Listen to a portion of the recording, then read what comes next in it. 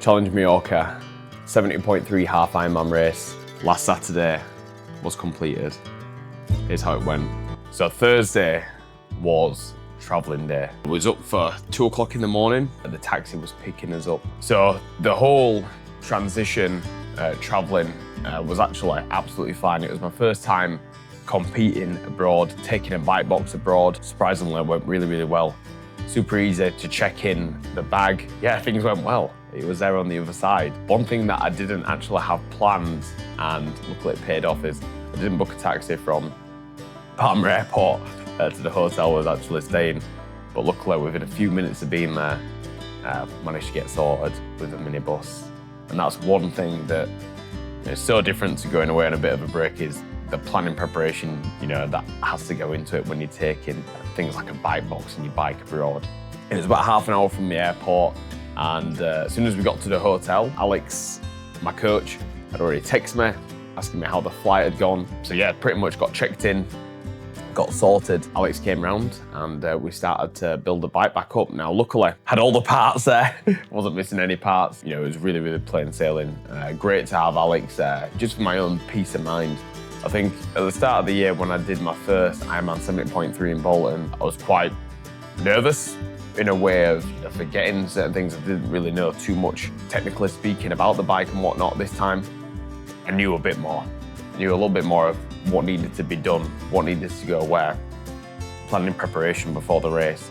So we built the bike back up, inflated the tyres again to the PSI where they needed to be. Obviously, I needed to deflate them when I was taking the bike abroad. We went out and did a 45-minute ride, and you know what, it was great to meet Alex for the first time, because we've been working together for the last year.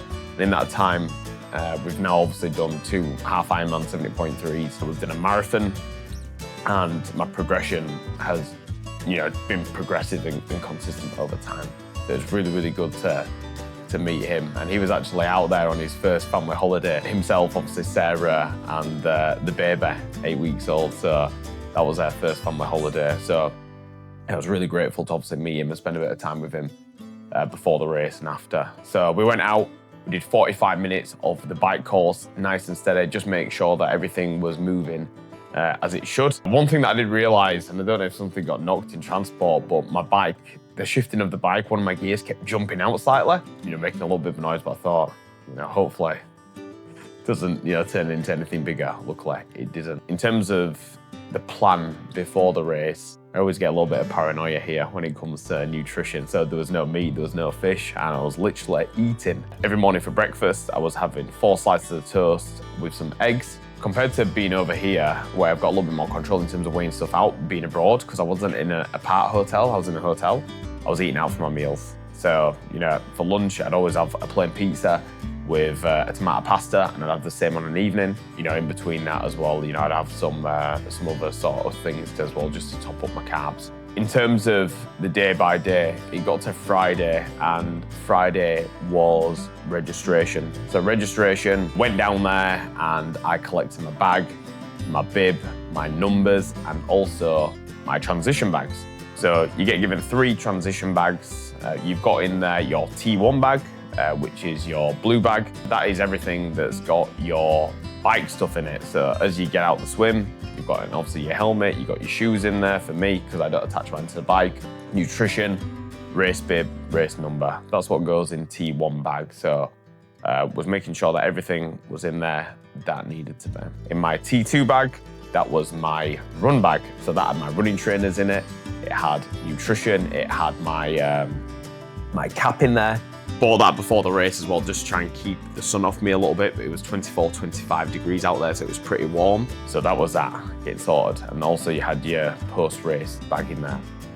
So went down there, got sorted with the bags, took them back to the hotel just to make sure my nutrition, everything was right when I was taking my bags back down later on with my bike to check in. So later on, around 6:30, 7 o'clock in the evening, I went down and racked my bike. The only thing that I didn't put on my bike there was my bottles of nutrition. So when me and Alex were speaking before the race, he said to me, we're gonna go, we're gonna slightly increase your carbohydrates per hour. So I actually double mixed my bottles. So I had 160 grams of carbs in each bottle, which is really, really important for what's going to come here. So I put them in the fridge overnight, as Alex recommended, and then I took them in the morning over to the bike. So the start was just after 9 o'clock, but transition opened again from around 7 o'clock. So you could go down there, you can make any alterations to your bags, to your bikes there, which was really, really good. And I could just make sure that I had everything and I never missed anything off there. We got up in the morning, went down for breakfast. The hotel was really, really good. They had breakfast for athletes between 4 and 7 o'clock. So I went down there, 4 slices of toast with jam and honey, and that was me sorted. I then was sipping on a bottle of Morton, 80 grams of carbs before the race. So we got down there, and the opportunity with this race was we was able to do a swim warm-up. Beth, my mum and sister, helped me sort of get into my wetsuit, got into for the swim warm-up. This is my first ever sea swim. Bolton at the start of the year was a lake swim. You know what? Really, really enjoyed being in the sea. So slightly different in terms of obviously a few more waves. It's not very settled. With having the volume of people who were actually in the water swimming, but you could actually see down to the bottom of it rather than a murky lake. Which I quite enjoyed. The swim start was 7 minutes past 9. The pros went at 9 o'clock. The difference with this race, it was a mass start. So male ages 18 to 34, we pretty much all went at the same time on here, which was chaos. So compared to Ironman Bolton 70.3 at the start of the year, they released us 4 at a time, and the swim times were a bit more staggered like a marathon. So, sub 30, sub 35, sub 40, all the way up to an hour 10. With this, everyone was together, was all getting in the sea at the same time. So you can imagine how that went. And when they say there's no friends in the water, that couldn't be more true. So compared to Bolton, where, I had a pretty nice swim there, not a real lot of contact, this had plenty of contact. At some points, you're getting banged into, shoulder to shoulder quite frequently, which sort of disrupted your rhythm. Kicked in the face for good measure too. And at one point, I did actually have to stop for a brief second because I didn't actually have a clear swim route, because I had someone on either side of my hip, shoulder to shoulder, and someone in front of me kicking out. So I didn't actually have a clear swim route. But my swimming felt good. I've definitely gained quite a bit of fitness from Bolton with my swimming. And you know what? That's what racing is. You're not going to be in a pool lane, nice and easy. You've got your own lane there, no one's touching you. You're going to get kicked, you're going to get banged into. That's just like the nature of this. But the swim course was 2 laps, Aussie exit. So we swam out, we swam back in to shore. We got out, we ran back around a marker, and then we was back out into the sea again. On my second lap, I felt like I could get into a bit of a better rhythm because the field started to disperse a little bit. So my second half of the swim was even better, and it was a bit faster too. So coming out of the swim after taking on a bit of water, swallowed a bit of salt water as I was getting banged into. Transition was a bit of a while away, so pretty much managed to strip half of my wetsuit off, get my hat and goggles off as I was coming out of the water. Ran into transition. Transition was really good, and I was actually a bit faster compared to Bolton at the start of the year. Once I found my bag, it was then a case of getting my helmet on. Always got to get your helmet on straight away before you touch your bike, otherwise that's a DQ. So that was the most important thing that I thought to myself straight away, get your helmet on straight away. Got my wetsuit off, that was back in the bag. Race bib on, which I snapped the night before and I had to buy a new one last minute, so that was a little bit of added stress. Cycling shoes on, then we were off to the races. Got my bike, and we got pretty much to the bike start line, which was a bit of a climb up a hill. So we got on the bike, and the bike section as well was quite hilly. So it was 1,000 meters of elevation. So it was 2 laps of about 45k. And there was a big climb to begin with on the bike. And the first thing that I realized on the bike is there was a lot of people on TT bikes. They were a bit faster than me on the flats, obviously being on an aero road bike. That's one thing I could definitely tell. When it got to the climbs played into my favor though as well.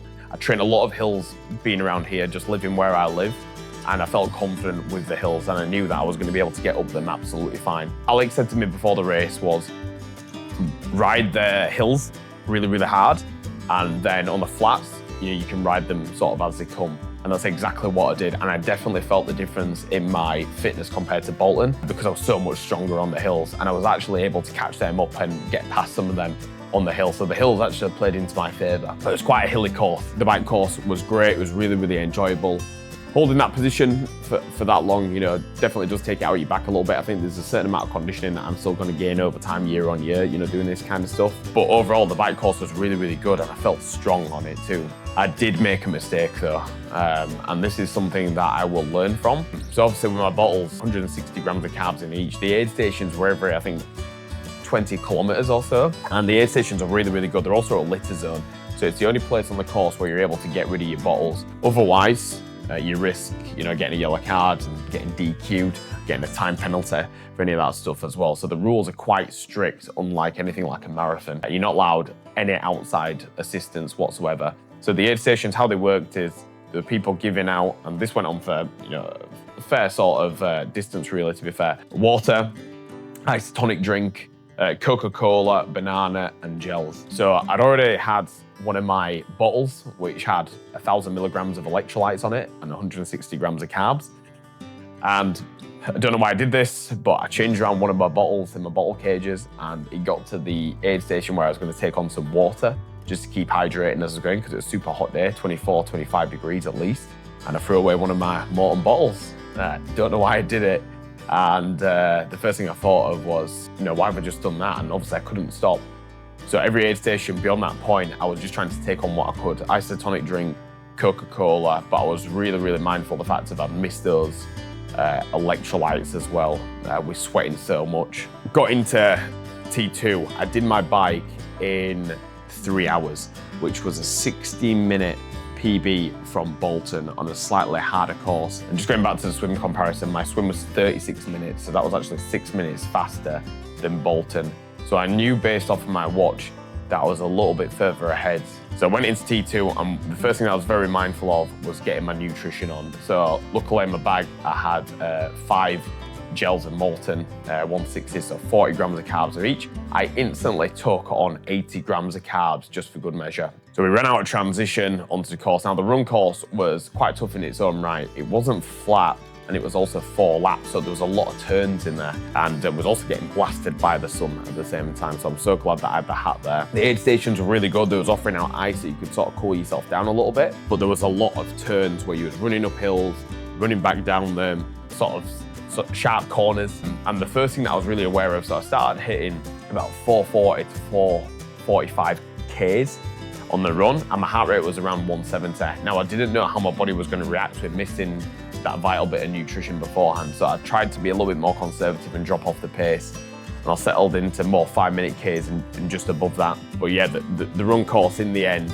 I felt strong all the way. The only thing that I felt on there is my back was a little bit tight from the bike section, but running on the seafront was absolutely unreal. And I did try and look around a little bit and take it all in, but yeah, it was absolutely amazing. Alex was actually there for the last lap of the course cheering me on, and I just want to say a big shout out to my partner Beth, my sister, my mum, who were out there cheering me on. I don't know how they did it, but they got around the course so well. They actually said they found it easier than racing in the UK, getting around. But they were there on the bike course, on the run course, on the swim, and having that support and having them cheer me on as well definitely spurred me on. So yeah, the run course, you run past opposite stage a few times, and on the last lap, when I knew it was coming late, I only had 2K left, I managed to speed up, and I felt pretty strong. And the first thing that I thought of, I saw a few people in front of me, I thought I need to get around them as well, because on the carpet, you don't want to be getting caught in the chain. So managed to pick up the pace a little bit. Running up to the finishing line was absolutely unbelievable. And the big difference that I felt in myself compared to Bolton was, I felt like I could have kept going. So I didn't feel absolutely obliterated going over the finishing line, but I saw the time, 5:40 something, and I was absolutely elated. I couldn't quite believe it. But little did I know that was actually the rolling clock from the pros, and I actually passed the finishing line, got over there in 5:36, which is a 30-minute PB from Bolton in harsh conditions on a harder course, which I was absolutely over the moon with. And yeah, going into the recovery area, you know, they're giving out free massages. You could have, you know, whatever you fancied to drink, fruit, pasta, pizza. But like any race, I didn't want to eat straight away after. All I wanted was some Coke and some water. And what was really, really nice after the race is I was able to sort of take it all in and enjoy it then. Because before the race, you know, I had to be obviously really, really careful what I was eating, what I was drinking. I wasn't sunbathing on a lounger, you know, I was, you know, thinking a lot about what I was going to be doing, watching the race briefing, and that preparation, making sure I was getting an early night. So it was really nice to take that all in, go out for a meal with loved ones, and catch up with Alex, Sarah, and the baby after the race as well, which was, you know, just absolutely amazing. And I'm really, really proud of how this year has gone. 30-minute PB from Ironman Bolton 70.3. Going into this race, I said that I wanted sub 6, and to see that time and the, you know, the increase in performance was just absolutely unreal. You know, I knew that I felt fitter, but you know, I know that, you know, what I'm doing at the moment with the help of Alex is definitely working. And that's all I ever want to do with this. You know, I want to push my body as hard as I can and see what I'm capable of as well. And this is a really, really good thing, knowing that next year I've got Ironman Hamburg and I'm looking to book a second one in for the year. So 2 full distance races next year. And that's a really, really good confidence booster, knowing that I PB'd on a harder course 30 minutes off my time. So I've not spoken to Alex too much, you know, about this back and forth. You know, we had a few words over in Mallorca as well, but Ironman Hamburg, I want to do that sub 12. That's going to be my first full distance race. 2.4 mile swim, 112 miles on the bike, followed by a marathon. And I'm going to put it out there now. I want to do that in sub 12 hours. Let's rock and roll.